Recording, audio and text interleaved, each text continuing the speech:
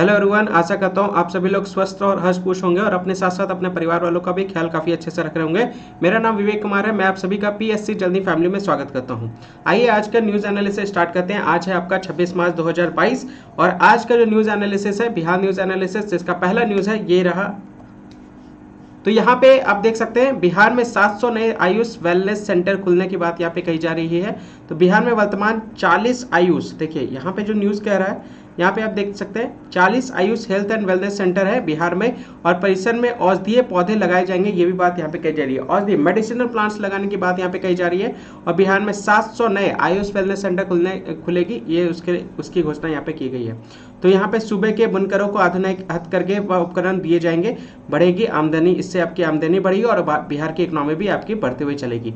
नए Ayush health and wellness centre की संचालन में राज्य के मरीजों को आयुष चिकित्सा पद्धति से इलाज की सुविधा बड़े स्तर पर ग्रामीण स्तरों में मिलेगी, ग्रामीण क्षेत्रों में मिलेगी। ये मंगल पांडे के द्वारा, जो कि स्वास्थ्य मंत्री है, उनके द्वारा ये बात कही जा रही है, ये ध्यान रखिएगा। तो बिहार में आयुर्वेद, होम्योपैथ एवं यूनानी चिकित्सा पद्धति की और लोगों के बढ़ते रुझान को देखते हुए राज्य में 700 नए Ayush health and wellness centre खुलने की बात की जा रही है। आयुष मंत्रालय के दिशा निर्देश पर स्वास्थ्य विभाग ने नए सेंटर शुरू करने का निर्णय भी लिया है और राज्य में वर्तमान फिलहाल 40 Ayush health and wellness centre है और यहाँ पे 700 नए आयुष वेलनेस सेंटर खुलने की बात यहाँ पे घोषणा की जा रही है। मंगल पांडे, जो कि स्वास्थ्य मंत्री है, उनके द्वारा यहाँ पे बात कही जा रही है। ठीक है, लोगों की प्रकृति का परीक्षण यहाँ पे होगा। बिहार में आयुष एंड वेलनेस सेंटर में लोगों की प्रकृति का परीक्षण अथवा जांच की जाएगी। इसके अनुरूप मरीजों को आयुष की दवाई भी दी जाएगी। ठीक है, इसके अतिरिक्त परिसर में 15 प्रकार के औषधीय पौधे भी लगाए जाएंगे। 15 प्रकार के, ये बात ध्यान रखिएगा। मेडिसिनल प्लांट्स यहाँ पे लगाने की बात यहाँ पे कही जा रही है और लोगों को औषधीय पौधे लगाने के लिए प्रेरित भी किया जाएगा। ठीक है, तो प्रदेश के 3 आयुर्वेद कॉलेजों में 87 सहायक प्राध्यापक होंगे नियुक्ति, उसको लेकर के भी यहाँ पे बात कही जा रही है। तो राज्य के 3 बड़े आयुर्वेदिक कॉलेज में पढ़ाई शुरू करने की कोशिश तेज हो गई है। कहाँ पे ये है बक्सर में, दरभंगा में और भागलपुर के आयुर्वेद कॉलेज एवं अस्पतालों को नए सिरे से शुरू किया जाना है और इसके लिए विभाग ने 87 सहायक प्राध्यापकों की स्थायी नियुक्ति का प्रस्ताव बिहार लोक सेवा आयोग को भेजा भी है। ठीक है, तो उसी से रिलेटेड ये आपका न्यूज़ था। आइए आगे बढ़ते हैं नेक्स्ट न्यूज़ की तरफ। ये था आज का पहला नंबर न्यूज़। दूसरा नंबर न्यूज़ यहाँ पे आपको देखने को मिलेगा। यहाँ पे नर्सों की बहाली को लेकर के यहाँ पे बात की जा रही है। घोषणा किया गया है बिहार के स्वास्थ्य मंत्री की तरफ से, जो कि मंगल पांडे है। इस वर्ष 20,000 नर्सों की बहाली होगी। ठीक है, मंगल पांडे स्वास्थ्य मंत्री कहा कि इस वर्ष राज्य में 20,000 बहाली होगी। अभी 8900 नर्सों की नियुक्ति प्रक्रियाधीन है, यानी प्रोसेस में है। इसे 1 महीने में पूरा कर लिया जाएगा। इसके बाद और बहालियां होंगी। विधान परिषद में स्वास्थ्य, आपदा प्रबंधन और समाज कल्याण विभाग के बजट पर सामान्य वाद विवाद के बाद मंत्रिमंडल मंगल पांडे सरकार का उत्तर भी दे रहे थे। ये ध्यान रखते हुए चलेगा। तो काफी ज्यादा सुधार आपको देखने को मिलेगा 2005 के बाद से, जब से नीतीश कुमार की सरकार आई है उसके बाद से आपको यहाँ पे देखने को मिलेगा। 2005 के बाद से राज्य में स्वास्थ्य व्यवस्था में सुधार हुआ है। बीते 17 वर्षों में जैसा काम हुआ है वैसा आजादी के बाद से होता तो आज सूरत ही कुछ और देखने को मिलती बिहार की, उसी को लेकर के यहाँ पे बात कही जा रही है। ठीक है, क्लियर, डन। आइए आगे बढ़ते हैं नेक्स्ट न्यूज़ की तरफ। यहाँ पे आप देख सकते हैं मुख्यमंत्री जी के द्वारा यहाँ पे रमानंद तिवारी को श्रद्धांजलि दी जा रही है। उसी से रिलेटेड यह न्यूज़ है। मुख्यमंत्री नीतीश कुमार ने पंडित रामानंद तिवारी की जयंती पर आयोजित राजकीय समारोह में शुक्रवार को गांधी मैदान पटना के उत्तर पश्चिम कोने में स्थित उनकी प्रतिमा पर पुष्प अर्पित कर उन्हें भावभीनी श्रद्धांजलि दी। मौके पर उप मुख्यमंत्री तारकिशोर प्रसाद भी वहाँ पे मौजूद थे और उनके साथ साथ भवन निर्माण मंत्री अशोक चौधरी एवं पंडित रामानंद तिवारी के पूर्व सांसद शिवानंद तिवारी एवं उनके पौत्र विधायक राहुल तिवारी के साथ साथ बिहार राज्य नागरिक परिषद एवं मुख्य महासचिव अरविंद कुमार उर्फ छोटू सिंह व अन्य सामान्य लोगों ने भी श्रद्धांजलि अर्पित की है। यहाँ पे आप देख सकते हैं पंडित रामानंद तिवारी की जयंती पर गांधी मैदान में उनकी प्रतिमा पर पुष्प अर्पित करके मुख्यमंत्री यहाँ पे पुष्प अर्जित कर रहा है, ये ध्यान रखिएगा। आइए आगे बढ़ते हैं नेक्स्ट न्यूज़ की तरफ। तीसरा नंबर न्यूज़ यहाँ पे आपको देखने को मिलेगा। गया में फल्गु नदी पर रबर डैम इसी सॉल्व, ये डैम इसी सॉल्व की बात यहाँ पे कही जा रही है। तो जल संसाधन मंत्री संजय शाह ने कहा है कि फल्गु नदी में लीन पीरियड में भी कम से कम 2 फीट पानी रखने की व्यवस्था हो रही है। ठीक है। साथ ही नदी के अतिक्रमित भाग को भी मुक्त कराने का निर्देश दिया है। पानी की व्यवस्था के लिए रबर डैम जल्द ही बनकर तैयार हो जाएगा। तो यहाँ पे बोला जा रहा है कम से कम 2 फीट तक पानी रखने की व्यवस्था यहाँ पे कही जा रही है लीन पीरियड में भी, मतलब जब पूरा सूखा पड़ा रहता है उस टाइम की बात यहाँ पे कही जा रही है। तो मंत्री शुक्रवार को राजेंद्र प्रसाद गुप्ता के ध्यानाकर्षण सूचना व विधान परिषद में सरकार की ओर से वक्तव्य दे रहे थे। कहा कि फल्गु नदी में सतही जल का प्रवाह मानसून अवधि के कुछ भाग को छोड़कर प्रायः नगण्य रहता है। इस तरह श्रद्धालुओं को तर्पण एवं पिंडदान करने में कठिनाइयों का सामना करना पड़ता है। इसलिए जल संसाधन विभाग इसके निदान के लिए विष्णुपद मंदिर के निकट फल्गु नदी में लीन पीरियड में भी कम से कम 2 फीट जल संचयन के लिए रबर डैम का निर्माण कर रहा है।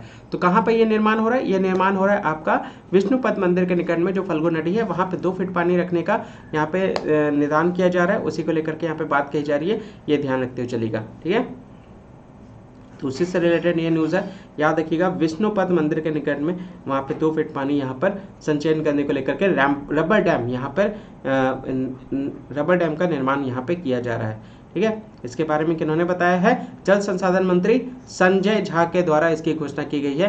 तो ये ध्यान रखिएगा। ठीक है, चलिए आगे बढ़ते हैं नेक्स्ट न्यूज़ की तरफ। गृह मंत्री अमित शाह 23 अप्रैल को आएंगे बिहार। 23 अप्रैल को हमारे यहाँ पे होम मिनिस्टर नीतीश शाह आने की यहाँ पे इन्फॉर्मेशन है, ये सूचना यहाँ पे आपको देखने को मिलेगा। तो भाजपा द्वारा देश भर में स्वतंत्रता संग्राम के नायकों की जन्म स्थली पर आज़ादी के अमृत महोत्सव के तहत कार्यक्रम का आयोजन यहाँ पे किया जा रहा है। इस कड़ी में 23 अप्रैल को भोजपुर के जगदीशपुर में बाबू कुंवर सिंह के जन्म स्थली पर भव्य समारोह होगा। बाबू कुंवर सिंह के जन्म स्थल पर भव्य समारोह होगा। इसमें गृह मंत्री अमित शाह भी क्या करेंगे? मौजूद रहेंगे। कहाँ की बात कही जा रही है? भोजपुर के जगदीशपुर एरिया की बात यहाँ पे की जा रही है। कार्यक्रम की तैयारी के लिए प्रदेश अध्यक्ष डॉक्टर संजय जायसवाल की अध्यक्षता से शुक्रवार को प्रदेश पदाधिकारियों की बैठक पार्टी मुख्यालय में हुई है और उन्हीं को लेकर के यहाँ पे निश्चित किया गया है कि यहाँ पे गृह मंत्री के कार्यक्रम को लेकर के बैठक में प्रदेश पदाधिकारियों संग चर्चा यहाँ पे हुई है।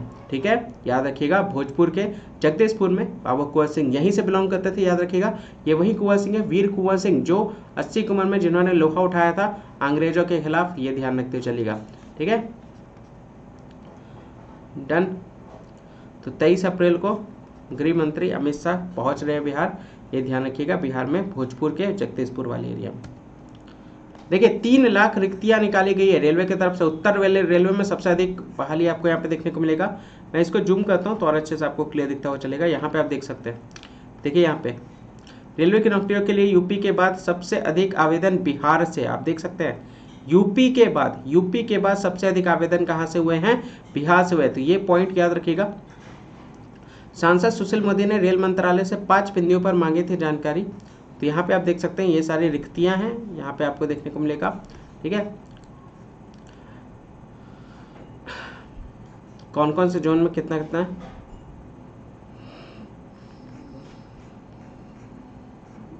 वर्तमान में आरआरबी के माध्यम से 1,40,731 रिक्तियां 3 केंद्रीकृत रोजगार सूचना के माध्यम से भरी जानी है।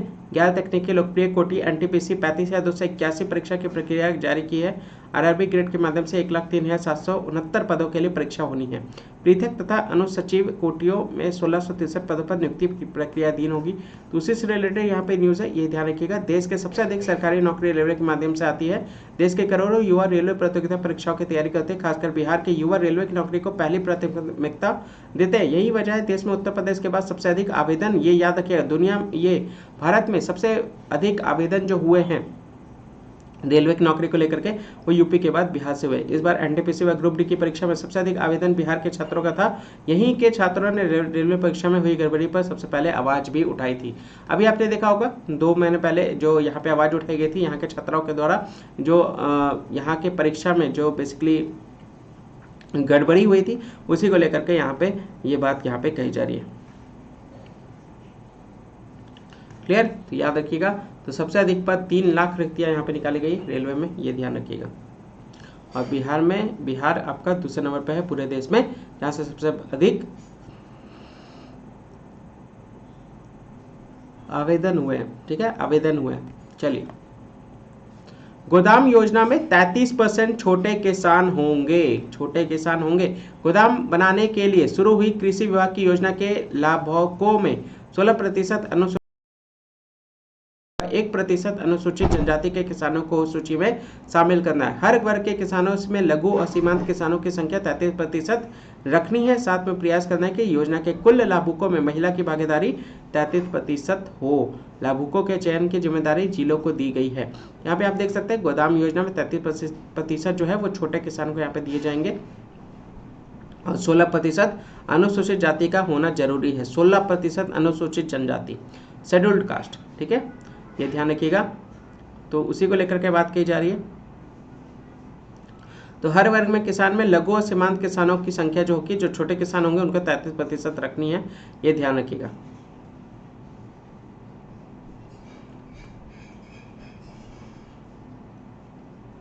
ठीक है, चलिए उसी से रिलेटेड न्यूज़ है, याद रखिएगा 33% छोटे किसान होंगे।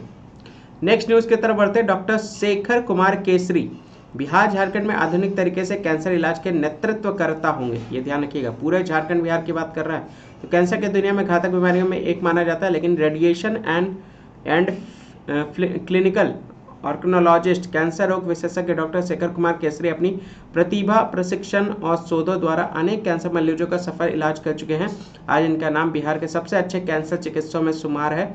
बिहार और झारखंड जैसे सूबे में मॉडर्न रेडिएशन ऑन्कोलॉजी में एक अच्छी और सफल शुरुआत से प्रणेता रहे हैं। हालांकि इसे ये अपना सौभाग्य मानते हैं। तो यही है आपके डॉक्टर शेखर कुमार केसरी, याद रखिएगा। तो आज देखिए इनके द्वारा क्या बोला गया। देखिए शेखर कुमार केसरी, आज जो मैं हूँ इसका श्रेय मेरे माता पिता और मेरे शिक्षकों को जाता है। परिवार बड़ा जबकि घर की आमदनी सीमित, बावजूद मेरे पिताजी ने मुझे अच्छी शिक्षा, कड़ी मेहनत के लिए प्रेरित किया। प्रेरणा स्रोत में जीवन में तरक्की कर सका और आज कैंसर विशेषज्ञ के रूप में बिहार वासियों की सेवा कर रहा हूँ। मेरी दिली इच्छा है कि सूबे का हर वो कैंसर मरीज, चाहे वह गरीब हो या अमीर, उसे समुचित और पर्याप्त इलाज मिले, ये ध्यान रखिएगा। ये इनके द्वारा बोला गया डॉक्टर शेखर कुमार केसरी। क्या है इनके जीवन परिचय, आइए थोड़ा सा देख लेते हैं। तो doctor Shekhar Kumar Kesari radiation and clinical organologist है। विशेषज्ञता यहाँ पे देख सकते हैं मस्तिष्क, मुंह, गले, स्तन, फेफड़े, आहार नाली और बच्चेदानी के मुख का कैंसर, ये बेसिकली विशेषज्ञ हैं इन सभी जगह के। संस्थान की बात करें, पारस HMRI हॉस्पिटल और वेलोर कैंसर सेंटर राजा बाजार पटना, और MBBS PMCH पटना, MD और DMRC CMC वेलोर। तो ये सारे लोकेशन में आप देख सकते हैं। माता का नाम, पिता का नाम, पत्नी का नाम यहाँ पे देख सकते हैं, संतान देख सकते हैं। पैतृक निवास इनका झाझा है, जमुई। और सूत्र वाक्य की बात करें, ये लक्ष्य निश्चित करो, जिद करो और सफल हो जाओ, ये सूत्र वाक्य इनके हैं। पसंदीदा फिल्म जो जीता वही सिंघम, ये सारे इनके हॉबीज है। ठीक है, चलिए। शिक्षा, स्वास्थ्य, समाज कल्याण समेत 14 विभागों से जुड़ी कल्याणकारी योजनाओं से होगी लाभान्वित। तो महिला और बच्चों पर खर्च होंगे 80,000 करोड़ रुपए, ये ध्यान रखिएगा। 80,000 करोड़ रुपए की बात की जा रही है। उप मुख्यमंत्री ने जेंडर, बाल, ग्रीन व परिणाम बजट की प्रति विश्व पटल पर रखी है। महिलाओं के विकास पर खर्च की जाने वाली धनराशि में लगातार वृद्धि हो रही है। 36,000 करोड़ खर्च होंगे महिलाओं के विकास पर और 44,000 करोड़ बच्चों के विकास पर खर्च होंगे। ठीक है, तो 36 महिलाओं पर, फीमेल पर, और 44 बच्चों पर। टोटल कितने हो गए? टोटल आपके 80 करोड़ हो गए। 80 करोड़ हो गए। तो ये खर्च होंगे, ये ध्यान रखते हुए चलेगा। महिला और बाल विकास के ऊपर ये बात कही जा रही है। ठीक है, तो यहाँ पे अगर हम लोग बात करें, देखिए 7 निश्चय पार्ट 2 के तहत वित्तीय वर्ष 2021-22 में मुख्यमंत्री बालिका प्रोत्साहन योजना के तहत इंटरमीडिएट उत्तीर्ण सभी कोटि के छात्राओं को 25,000, देखिए 25,000 इंटरमीडिएट जो पास करेगा उसको 25,000, स्नातक उत्तीर्ण छात्रों को जो उत्तीर्ण करेगा फर्स्ट डिवीजन से +2 जो पास करेगा उस छात्राओं को, महिलाओं को 25,000 रुपये, और जो ग्रेजुएशन उत्तीर्ण करेगा, टॉप करेगा, उसको छात्राओं को 50,000 दिए जाएंगे। बिहार सशस्त्र बल में नई महिला बटालियन की तैनाती एवं राज्य के सभी जिलों में महिला थाना स्थापित किए गए हैं। इसके अलावा महिला सशक्तिकरण के लिए, एम्पावरमेंट के लिए वर्ष 2005 से ही व्यापक स्तर पर कार्य किए गए हैं और नई योजना की शुरुआत भी की गई है। पर्यावरण संरक्षण के लिए विभिन्न विभागों द्वारा किए जाने वाले कार्यों में जल संरक्षण, पौधारोपण, शुद्ध पेयजल की आपूर्ति आदि कार्य हो रहे हैं। बिहार में दूसरी बार ग्रीन बजट पेश किया गया। तो कितनी बार पेश किया गया है? तो दूसरी बार ग्रीन बजट पेश किया गया है। तो ये ध्यान में रखते हुए चलिएगा। यहाँ पे तारकेश्वर प्रसाद के द्वारा यहाँ पे विधानसभा में ये बातें रखी जा रही है। राज्य सरकार महिला और बच्चों के विकास में जुड़ी योजना और कार्यक्रम के अगले वित्त वर्ष 2022-23 में 80,000 करोड़ रुपए खर्च करेगी। महिलाओं पर 36,000 करोड़ रुपए, जो कुल बजट का 15% होगा। वहीं बच्चों के विकास पर 44,000 करोड़ रुपए खर्च करेंगे। मुख्यमंत्री जी के द्वारा ये घोषणा की गई विधानसभा में शुक्रवार को। ये ध्यान रखते चलेगा। जेंडर, बाल कल्याण, ग्रीन और परिणाम बजट की प्रति रखी है। बजट प्रतिक्रिया में इसका विस्तार से उल्लेख किया गया कि राज्य सरकार की ओर से पारित बजट में महिलाओं और बच्चों के विकास तथा पर्यावरण संरक्षण एवं कौन कौन विभाग कितनी राशि खर्च करता है। इसमें बताया गया कि 14 विभागों की ओर से बच्चों के विकास और इनके कल्याण से जुड़ी योजनाओं पर उक्त राशि खर्च की जाएगी। इनमें शिक्षा, स्वास्थ्य, समाज कल्याण विभाग प्रमुख है। मुख्य रूप से 18 वर्ष से कम उम्र के बच्चों के कल्याण पर किए जाने वाले खर्च को इसमें शामिल किया गया है। तो सदन में रखी गई प्रति में बताया गया कि कोविड-19 के दौरान आंगनबाड़ी केंद्रों के बच्चों की राशन समेत दूध का पाउडर उनके बेहतर स्वास्थ्य के लिए भी दिया जाएगा।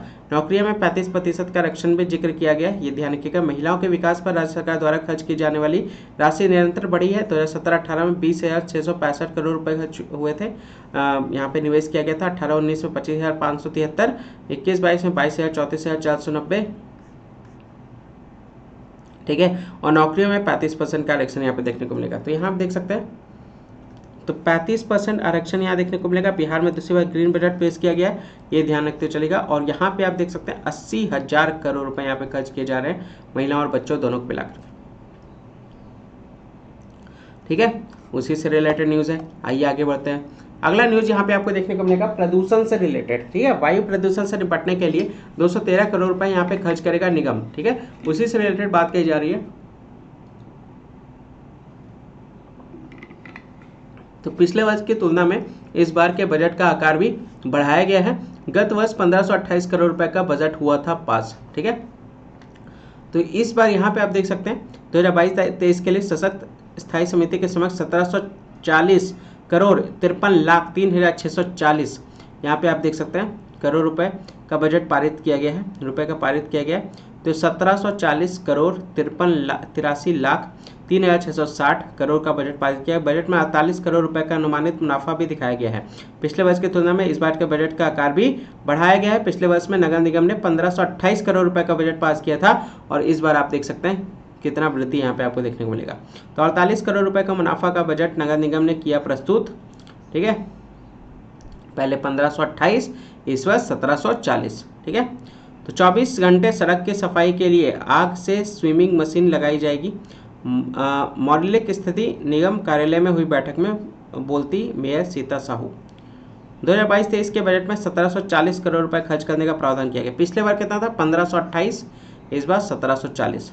50 वर्ष से अधिक उम्र के पौधों को चिन्हित किया जाएगा, रखा जाएगा विशेष ख्याल। ये ध्यान रखते हुए चलेगा। 1,15,000 वर्ग मीटर में होगा पौधारोपण। बहुत इंपॉर्टेंट न्यूज़ है, ये ध्यान रखते हुए चलेगा। एनवायरमेंट से रिलेटेड न्यूज़ यहाँ पे आपको देखने को मिलेगा। नगर निगम शहरी क्षेत्र में हरियाली बढ़ाने के लिए 1,15,017 वर्ग मीटर में करीब 2 लाख से अधिक पौधे लगाए जाएंगे और इसकी शुरुआत मानसून सीजन से की जाएगी। वायु प्रदूषण को नियंत्रित करने के लिए नगर निगम ने बजट में प्रमुखता से चर्चा की है। देखिए पटना सिटी में कहाँ पे देखिए ये सभी लोकेशन में यहाँ पे लगाए जाएंगे। फिलहाल ध्यान रखिएगा 1,15,000 वर्ग मीटर में क्या होगा? पौधारोपण होगा। ये ध्यान रखते हुए चलेगा। आगे बढ़ते हैं नेक्स्ट न्यूज़ की तरफ। जंक्शन पर मधुबनी पेंटिंग का स्टॉल यहाँ पे लगाया जा रहा है। तो 15 दिनों के लिए पटना जंक्शन पर मधुबनी पेंटिंग एवं उसके उत्पाद की प्रदर्शनी सह बिक्री केंद्र शुरू हुई है, याद रखिएगा, ठीक है। तो जंक्शन के प्लेटफॉर्म पर नंबर 1 पर मधुबनी पेंटिंग एवं इससे संबंधित उत्पादों की बिक्री होगी और ये सारी चीज़ें आपको यहाँ पे देखने को मिलेंगी मधुबनी पेंटिंग से रिलेटेड। कहाँ पर? तो पटना जंक्शन पे, ठीक है।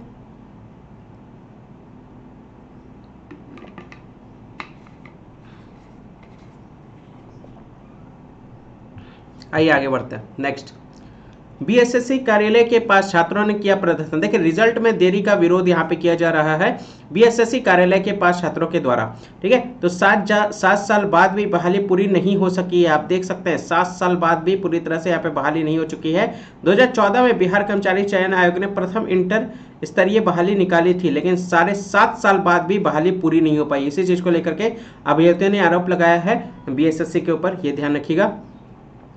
प्रथम इंटर स्तरीय परीक्षा का रिजल्ट जल्द घोषित करने की मांग यहाँ पे कही जा रही है छात्राओं के द्वारा। उसी से रिलेटेड ये आपका न्यूज है, ये ध्यान रखिएगा। चलिए, 7.5 साल बाद भी अभी तक बहाली पूरी नहीं हुई है, उसी को लेकर के यहाँ पे विरोध जो किया जा रहा है, छात्रों के द्वारा हंगामा किया जा रहा है बीएसएससी ऑफिस के बाहर। पेट्रोलियम की बदौलत बेगूसराय सूबे का सबसे बड़ा निर्यातक जिला। निर्यातक जिला यहाँ पे आप देख सकते हैं 6,821 करोड़ का निर्यात कर किया बेगूसराय ने, 898 करोड़ का निर्यात पटना ने किया है। पेट्रोलियम की बदौलत बेगूसराय सूबे का सबसे बड़ा निर्यातक, ठीक है, क्लियर, एक्सपोर्ट किया गया यहाँ पे आप देख सकते हैं। वाणिज्य मंत्रालय ने राज्यवार जिलावार निर्यात के जारी किए आंकड़े। मुजफ्फरपुर राज्य में 20वें पायदान पर है, 41 करोड़ की ही निर्यात किया गया इसके द्वारा। तो यहाँ पे आप देख सकते हैं बिहार में बेगूसराय पेट्रोलियम पदार्थ की बदौलत राज्य का सबसे बड़ा निर्यातक जिला बन गया है, ठीक है, एक्सपोर्टर बन गया है। वाणिज्यिक मंत्रालय यानी यहाँ पे आपको कमर्शियल मिनिस्टर की बात करें, कॉमर्स मिनिस्ट्री की बात करें, जारी सूचना के अनुसार पिछले कई वित्तीय वर्ष से बेगूसराय को निर्यात से किसी जिले से चुनौती नहीं मिल रही थी। बीते साल अप्रैल माह से इस साल के अब जनवरी तक इसने कुल 6,821 करोड़ का निर्यात किया, जो राज्य में अव्वल प्रदान किया है, ठीक है। तिरहुत प्रमंडल का शिवहर जिला निर्यात में फीसदी रहा है, जिसका इस अवधि में कुल निर्यात 0.003 करोड़ का रहा है। बेगूसराय जिले में रिफाइनरी के कारण इसका निर्यात का ग्राफ कई सालों से ऊपर बना हुआ है। निर्यात के मामले में राज्य में दूसरा स्थान अररिया जिला रहा है। देखिए दूसरे स्थान पे कौन है, दूसरे पावदान पे कौन है, अररिया जिला रहा है, ये ध्यान रखिएगा। 1646 करोड़ का यहाँ पे एक्सपोर्ट इसके द्वारा किया गया है। और बेगूसराय जहाँ डीजल के निर्यात के आधार पर राज्य में अव्वल है, वहीं अररिया जिले से बोनसेल चिकन व फ्रोजन का निर्यात किया गया है। तो यहाँ पे आप देख सकते हैं बोनलेस चिकन व फ्रोजन का निर्यात यहाँ पे सबसे अधिक किया गया है, कहाँ से, अररिया से। तो कितना करोड़ का निर्यात हुआ है, तो यहाँ पे आप देख सकते हैं 13,892 करोड़ का यहाँ पे किया गया निर्यात बिहार के जिलों से, ये ध्यान रखिएगा। टोटल कितना, 13,892, ठीक है, उसी से रिलेटेड न्यूज है। आइए आगे बढ़ते हैं। नेक्स्ट यहाँ पे आपको देखने को मिलेगा बड़ी राहत यहाँ पे मिली है, कोई बदलाव यहाँ पे बिजली की दरों में नहीं देखने को मिलेगा। क्या यहाँ पे बात कही जा रही है, आइए थोड़ा सा मैं आपको दिखाता हूँ। ये देखिए, ये घरेलू शहरी यानी शहर के एरिया की बात कही जा रही है। जो अगर आपका यूनिट 0 से 100 के बीच में उठता है तो कितने रुपए के रेट से आपका बिल आएगा, 4.27 के साथ। अगर आप ग्रामीण क्षेत्र में रह रहे हैं और 0 से 50 यूनिट के बीच में आपका यूनिट उठता है तो 2.60 के रेट से आपका बिजली का बिल आएगा। वहीं 101 से 200 के बीच अगर आपका यूनिट आ रहा है, शहर में अगर आप रह रहे हैं, 5.12 के यूनिट से आपका आएगा सब्सिडी सहित। तो 51 से 100 के बीच में अगर आपका यूनिट उठता है आपके ग्रामीण एरिया में, है ना, तो 2.90 के रेट पर आपके बिजली बिल आएगा। और 201 से अधिक अगर हो गया तो 6.22 शहरी में आपका यहाँ पे बिजली का रेट आएगा। और यहाँ पे अगर 100 से अधिक हो गया तो 3.20 सब्सिडी सहित ये आपका इस रेट से बिल आएगा, ठीक है। अगर हम लोग कमर्शियल बिल्डिंग की बात करें, ठीक है, ऑफिस वगैरह की बात करें, तो वहाँ पे 0 से 100 के बीच में अगर आपका यूनिट उठेगा तो 5.52 के हिसाब से यहाँ पे बिजली का बिल आएगा। और अगर गाँव में कोई कमर्शियल कॉम्प्लेक्स है तो वहाँ पे बिजली बिल जो आएगा वो 3.50 के दर से आएगा। फिर 4.08 101 से 200 के बीच में, 6.32 आपका 101 से 200 के बीच में। 201 से अधिक जो होगा वो 6.68 होगा और यहाँ पे 4.63 होगा ग्रामीण में अगर होता है तो, ठीक है। यहाँ पे आप देख सकते हैं, तो ये सारी चीज़ें यहाँ पे रुपये में बताई गई है। तो उसी से रिलेटेड यहाँ पे आपको देखने को मिलेगा न्यूज़ है, तो याद रखिएगा। तो 1.83 रुपये प्रति यूनिट अनुदान शहरी घरेलू उपभोक्ता को और 53 पैसे प्रति यूनिट अनुदान शहरी व्यावसायिक उपभोक्ता के लिए 9.90% बढ़ोतरी का प्रस्ताव बिजली कंपनी ने दिया था। टैरिफ में ऑक्सीजन निर्माण में लगी औद्योगिक इकाइयों की एक अलग श्रेणी बनी। उद्योगों को प्रोत्साहित किए जाने को ले एंटी एस श्रेणी के लिए लोड फैक्टर इनएक्टिव होंगे, ठीक है। तो उसी को लेकर के फिक्स चार्ज भी इसी तरह का तय नहीं किया गया है परिवर्तन, याद रखिएगा। पिछले साल की तुलना में समान कोई भी दर में कोई भी बदलाव नहीं देखने को मिलेगा। बिजली में राहत यहाँ पे मिली है बिहार के लोगों को, ठीक है। नेक्स्ट न्यूज़ की बात करें तो निजीकरण यानी प्राइवेटाइजेशन की बात यहाँ पे कही जा रही है। किसकी बात कही जा रही है, प्राइवेटाइजेशन के खिलाफ आज से 4 दिनों तक बैंक बंद होगा। हड़ताल पे हैं सभी लोग, है ना। बैंकों के निजीकरण का प्रस्ताव वापस लेने को लेकर के, एनपीएस को खत्म कर पुरानी पेंशन योजना लागू करने, 5 दिन का बैंकिंग सप्ताह शुरू करने, पेंशन अपडेशन, एलआईसी और बैंक के बीच महंगाई भत्ते की दर में समानता लाने आदि को लेकर के यहाँ पे हड़ताल किया जा रहा है। तो ये निजीकरण के खिलाफ 28 और 29 मार्च को औद्योगिक हड़ताल में बैंक यूनियंस के शामिल होने से 26 से 29 मार्च तक लगातार 4 दिन बैंक जो होगा वो बंद रहेगा। 26 मार्च को शनिवार और 27 मार्च को रविवार का साप्ताहिक अवकाश है। 2 दिवसीय हड़ताल के कारण राज्य में 50,000 करोड़ रुपए के कारोबार के प्रभावित होने का अनुमान है। तो यही बात यहाँ पे कही जा रही है। यहाँ पे प्राइवेटाइजेशन के खिलाफ यहाँ पे 4 दिनों तक बैंक बंद रहेगा। उसी से रिलेटेड यहाँ पे ये आपका न्यूज़ है। ठीक है, चलिए आगे बढ़ते हैं।